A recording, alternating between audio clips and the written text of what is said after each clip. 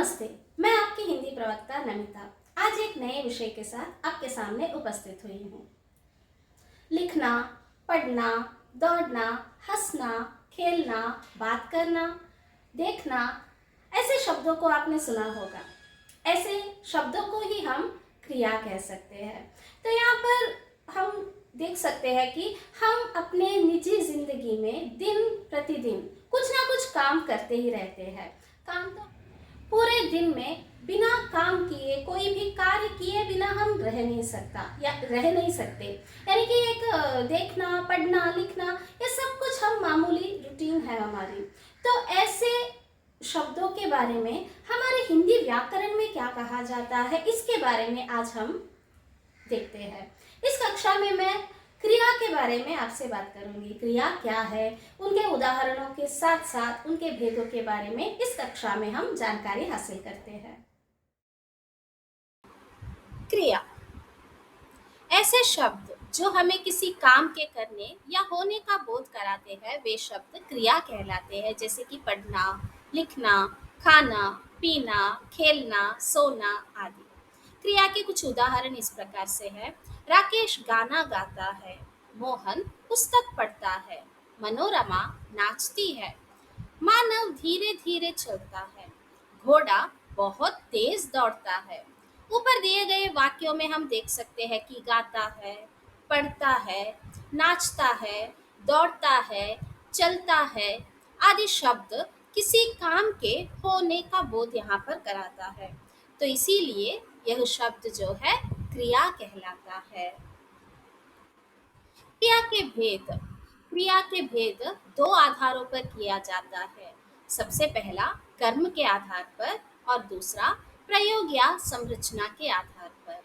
कर्म के आधार पर दो प्रकार है, अकर्मक क्रिया और सकर्मक क्रिया।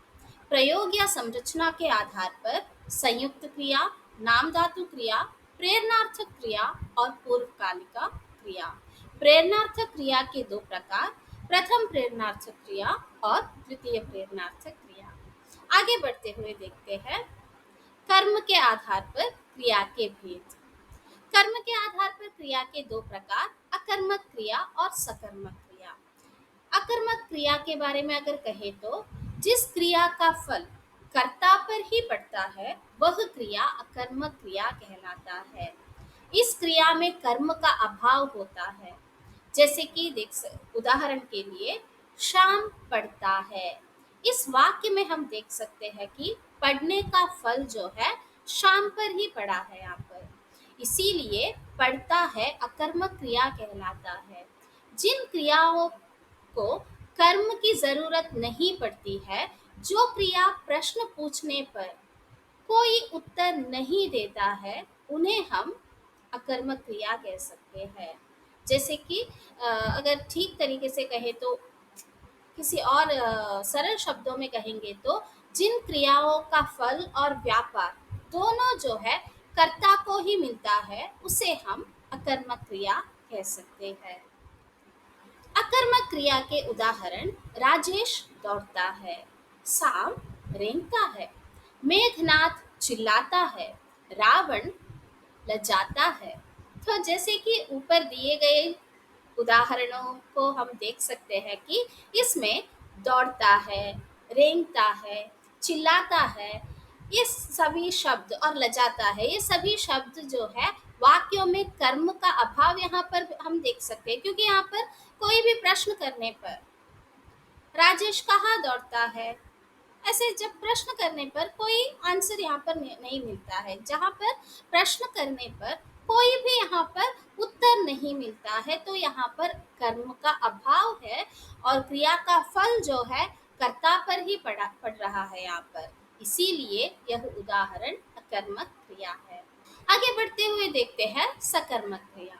जिस क्रिया में कर्म का होना जरूरी होता है, वह क्रिया सकर्मक क्रिया कहलाता है। इन क्रियाओं का असर कर्ता पर ना पड़कर कर्म पर पड़ता है। सकर्मक अर्थात कर्म के साथ। जैसे कि उदाहरण के लिए विकास पानी पीता है, इसमें पीता है क्रिया का फल कर्ता पर ना पड़ के कर्म पानी पर पड़ा है, अतः यह सकर्मक क्रिया है। सकर्मक क्रिया के कुछ और उदाहरण: रमेश फल खाता है, सुदर्शन गाड़ी चलाता है, मैं बाइक चलाता हूँ, रमा सब्जी बनाती है, सुरेश सामान लाता है। जैसे कि यहाँ पर आप देख सकते हैं कि ऊपर दिए गए उदाहरणों में सभी जो है क्रिया का फल कर्ता पर ना पड़ के कर्म पर पड़ रहा है। अतः यह उदाहरण सकर्मक क्रिया के अंतर्गत आते हैं। जैसे कि अगर और भी आसान शब्दों में अगर कहूंगी तो यहाँ पर प्रश्न करने पर रमेश क्या खाता है? रमेश फल खाता है। सुदर्शन क्या चला रहा है? सुदर्शन सुदर्शन गाड़ी चला रहा है। इस तरह से कोई किसी में भी तुम क्या चला रहे हो? मैं बाइक चला रहा हूँ। इस तरह से जब भी कोई प्रश्न करने पर वहां पर उत्तर मिले तो वो जो है सकर्मक क्रिया कहलाएगी। सकर्मक क्रिया के दो भेद है, एक कर्मक क्रिया और द्विकर्मक क्रिया। एक कर्मक क्रिया: जिस क्रिया में एक ही कर्म होता है वह एक कर्मक क्रिया कहलाती है। जैसे कि उदाहरण के लिए तुषार गाड़ी चलाता है। इसमें चलाता एक क्रिया शब्द है और गाड़ी जो है यहाँ पर कर्म है। कर्म एक ही यहाँ पर नजर आता है, तुषार गाड़ी चलाता है तो एक ही कर्म है। तो इसीलिए ये शब्द, ये वाक्य जो है एक कर्मक क्रिया कहलाता है। आगे बढ़ते हुए देखते हैं द्विकर्मक क्रिया। जिस क्रिया में दो कर्म होते हैं वह द्विकर्मक क्रिया कहलाता है। इसमें जो है दो कर्म पाए जाते हैं आपको। पहला कर्म सजीव होता है और दूसरा कर्म जो है निर्जीव होता है। जैसे कि उदाहरण के लिए यहाँ पर देख सकते हैं, श्याम ने राधा को रुपये दिए। श्याम ने राधा को रुपये दिए। यहाँ पर श्याम करता है। श्याम ने किसको रुपये दिए? श्याम ने राधा को रुपये दिए। तो एक राधा यहाँ पर सजीव कर्म है। ओके। उसके अलावा एक और प्रश्न यहाँ पर हम कर सकते हैं, श्याम ने राधा को क्या दिए? श्याम ने राधा को रुपये दिए। तो यहाँ पर एक और कर्म मिला हमें जो है रुपये, जो निर्जीव कर्म है यहाँ पर। तो इसीलिए राधा और रुपये ये दोनों जो है इस वाक्य में कर्म है। तो दो कर्म यहाँ पर पाए जाते हैं, इसीलिए ये जो है द्विकर्मक क्रिया कहलाता है। तो इस प्रकार कर्म के आधार पर ये दो प्रकार, सकर्मक क्रिया और अकर्मक क्रिया, ये दोनों प्रकार जो है आपके लिए बहुत ही महत्वपूर्ण है।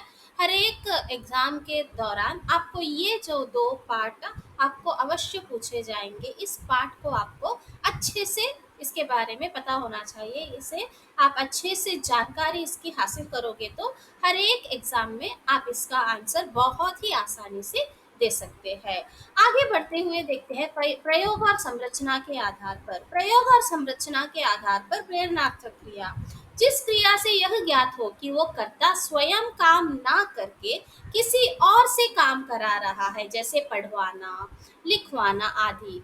यहाँ पर जो है किसी और से कोई कार्य करवाने के बारे में पता चलता है। जैसे कि उदाहरण के लिए माता पिता अपने बच्चों से कार्य कराते हैं, सुनील अपने बेटे से काम करवाता है, तो खुद ना कर कर किसी और को करने की प्रेरणा देना जहाँ कहीं पर भी पता चलता है उसे हम प्रेरणार्थक क्रिया कहते हैं। नेक्स्ट जो है नाम धातु क्रिया: ऐसी धातु जो क्रिया को छोड़कर किन्हीं अन्य शब्दों जैसे संज्ञा, सर्वनाम, विशेषण आदि से बनाते हैं। जैसे कि उदाहरण के लिए फिल्म, फिल्माना। सर्वनाम में देखें तो अपना, अपनाना। तो यहाँ पर ये जो ना जो भी आता है वो धातु होते हैं। तो ये जो है नाम धातु के उदाहरण है। तीसरा जो है संयुक्त क्रिया: ऐसी क्रिया जो किन्हीं दो क्रियाओं के मिलने से बनती है वह संयुक्त क्रिया कहलाती है। जैसे कि खा लिया, चल दिया, पी लिया आदि।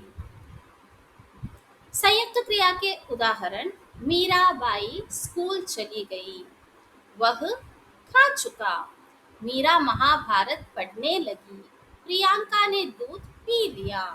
इस प्रकार से चौथा जो है पूर्व कालिका क्रिया। पूर्व कालिका क्रिया, जब भी कोई क्रिया घटित होती है तो उस मुख्य क्रिया से पूर्व जो क्रिया हो चुकी होती है, एक क्रिया ऑलरेडी हो गई होती है, वो होने के बाद ही दूसरा क्रिया संभव हो सकता है।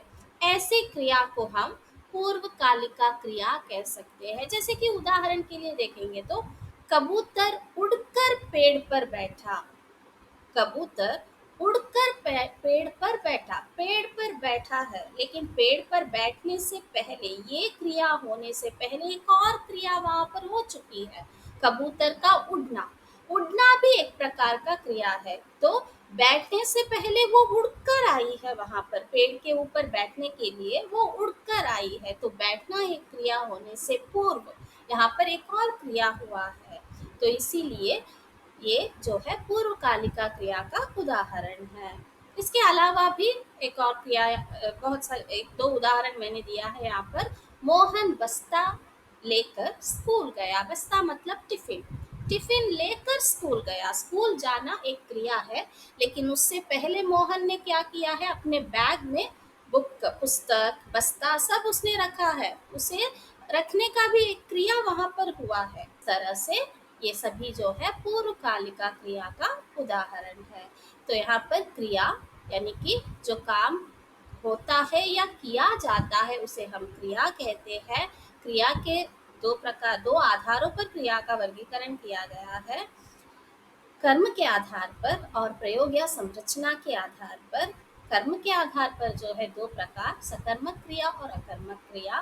प्रयोग और संरचना के आधार पर संयुक्त क्रिया, नाम धातु क्रिया, प्रेरणार्थक क्रिया और पूर्वकालिका क्रिया। तो इस तरह से क्रिया के ये प्रकार इस तरह से हम देख सकते हैं। तो यहाँ पर मैंने बहुत सुंदर तरीके से आपको उदाहरण देकर आपको समझाने की कोशिश किया है। आशा करती हूँ कि आपको बहुत अच्छे से समझ में आ गया होगा। इसके बारे में और भी जानकारी चाहिए तो आप मुझसे कांटेक्ट कर सकते हैं, और ये नोट्स अगर आपको चाहिए हो तो मुझसे आप कांटेक्ट कर सकते हो। नहीं तो मैंने अपने डिस्क्रिप्शन में एक लिंक दिया है, उस लिंक के ज़रिए आप इस नोट्स को भी हासिल कर सकते हो। कहकर मैं अपने वक्तव्य को यहीं पर समाप्त करना चाहती हूँ। धन्यवाद।